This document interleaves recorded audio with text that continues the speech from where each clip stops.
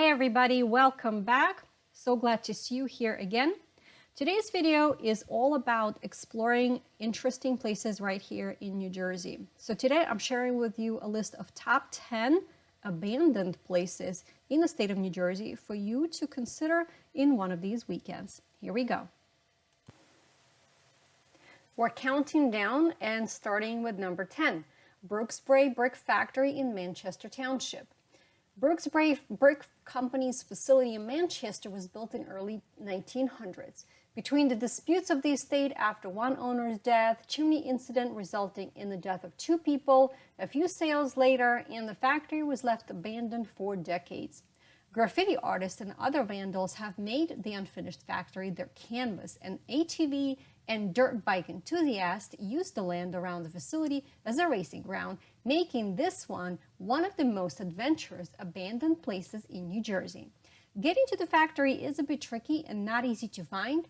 We suggest that you start with Pasadena or Woodman's Road in Manchester Township and then use these approximate GPS coordinates. Here we go, number 9, Paulinskill Viaduct. At the time of its completion in 1910, this viaduct held the title of the largest reinforced concrete structure on the planet. With its impressive 115-foot clearance and 7 supporting arches, this bridge was truly a marvel of modern engineering at the time. The viaduct opened to regular rail traffic in 1911 and carried trains until 1979. The tracks were removed from the bridge a couple years later, and the viaduct was officially considered abandoned. And being abandoned, of course, was the key to attracting hikers, ATV riders, climbers, and graffiti artists ever since. The interior chambers of the bridge are now adorned with colorful graffiti. If you opt to visit the defunct bridge, know that local police does occasionally patrol the site looking for trespassers, and it's illegal to park on the surrounding property. Number 8, Hakedorn Psychiatric Hospital in Glen Gardner. Early 20th century had its own epidemic of tuberculosis, and New Jersey had a few sanatoriums for patients. Hakedorn opened in 1920s, but started to decline when new treatments for tuberculosis helped get the pandemic under control, about the middle of the century. So hospital closed its doors in the late 1970s and of course was left to decay. Soon afterwards, a new treatment center was directed on the adjacent property. Its run was considerably shorter than that of its neighbor, and the facility was shuttered in 2012 and likewise abandoned. So today, you get a treat of having to see both the sanatorium and the state hospital, and they are vacant and still deteriorating. According to the posted signs, the state-owned property is outfitted with 24-hour video surveillance to catch trespassers on the site. The safest way to view both crumbling buildings is to take Sanatorium Road past the entrances on the right to the Veterans Medical Facility, where you'll be able to catch a glimpse of the red tile roof of the sanatorium and the newer psychiatric hospital right next to it. Number 7, Van Slyke Castle ruins in Oakland. This once grand mansion was built at the turn of the 20th century by a wealthy stock trader. He only enjoyed a few years in the residence before he passed away in 1911. Between 1925 and 1950s, the castle had a few different owners and was mostly vacant.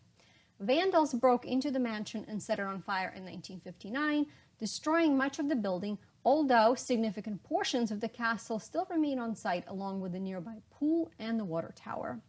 The ruins have since been incorporated into Amatol Mountain State Forest and are marked as part of the Castle Loop in the park's trail system. Number 6, Amatol Ghost Town in Hamilton. This town was established to support production of a substitute form of explosive during World War I. Unfortunately, both the factory and the town became obsolete when the war ended that same year. The plant was quickly shuttered, homes were abandoned, and many of the buildings demolished. Today, all that remains of this truly blink and you'll miss community are the concrete foundations, piles of rubble where the factory was, and its employees' homes and businesses once stood. The remainder of the ruins sits on the private land, which is well marked with no trespassing signs. From the parking lot, you will hike about 3 miles to access the remains of the town. Number 5, Sandy Hook Nike launch site. This site on the northern New Jersey coast is a reminder of the Cold War era. Starting in 1945, it represented part of the nation's top secret efforts to defend the homeland against a possible nuclear attack by the Soviet Union with Nike surface-to-air missiles.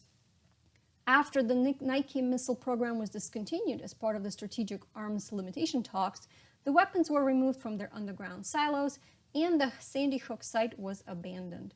Today, remnants of the launching facility are still visible, with barbed wire fence surrounding a vast slab of concrete now overgrown with weeds and the brush. We can still see the rusted bay doors, loudspeakers, aging arc lamps, and radar guidance systems around the site. The National Park Service maintains the relics as part of the Gateway National Recreation Area, and guided tours are available on select weekends from April to October. Number 4, Feltville Ghost Town in Berkeley Heights. First settled in the middle of 18th century, the community later became known as Feltville, has seen a few different owners throughout the time, including an attempt to transform the sleepy town into a mountain resort. Feltville could not compete with the Jersey Shore, so the resort was soon abandoned. Though a few residents still remain within its borders, Feltville's main appeal is its identity as a ghost town, drawing visitors with interest in local history. Many of the original buildings are still standing, frozen in time, until they're either renovated, demolished, or destroyed by nature. Number 3, jungle habitat in West Milford. In 1972, Warner Brothers opened this highly anticipated zoo and safari park featuring more than 1,500 wild animals. The attraction offered visitors the opportunity to explore both on foot and by car. Visitors could visit a zoo, drive through a safari, to see many animals close range. Unfortunately, this proximity to the wildlife wasn't accompanied by good safety measures, and several incidents have occurred. With little revenue, Warner Brothers opted to shut down the park altogether in 1976 and abandoned the area. This former property was bought by the state in the 80s and incorporated into Long Pond Ironwood State Park. A local cycling club did a really great job of cleaning up the site in 2007 and installed more than a dozen miles of single-track trails for cycling, hiking, and horseback riding. Visitors to the park can still see the scaffolding that once supported the jungle habitat sign, as well as the remains of multiple animal enclosures and exhibits. Number 2, Hinchliffe Stadium in Paterson. Completed in 1932, this now abandoned stadium in Paterson holds a significant role in our state's cultural history. When it opened, the stadium hosted primarily Negro League baseball games and later became a prominent destination for other sports, including diamond gloves, boxing matches, auto racing, and professional football. The venue also hosted multiple victory bond rallies during World War II, starting famous athletes, actors, and other celebrities to raise funds for the war effort. As the Paterson school system began to decline through the 1980s, much of the funding was diverted to other areas in the district and stadiums started to decline. It finally closed in 1997, and today, this decrepit stadium remains a notorious eyesore in Paterson, with large swaths of weeds and brush sprouting up throughout its rows of concrete seating.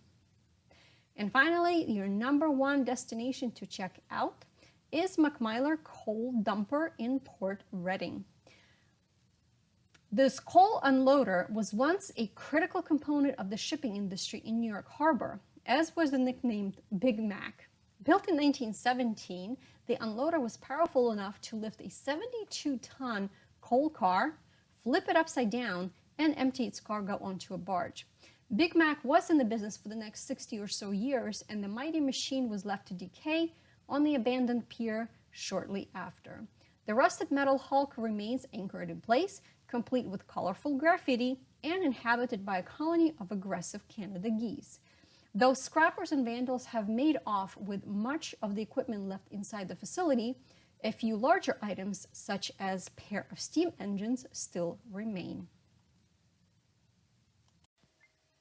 Thank you so much for joining us. I hope that you enjoyed this video.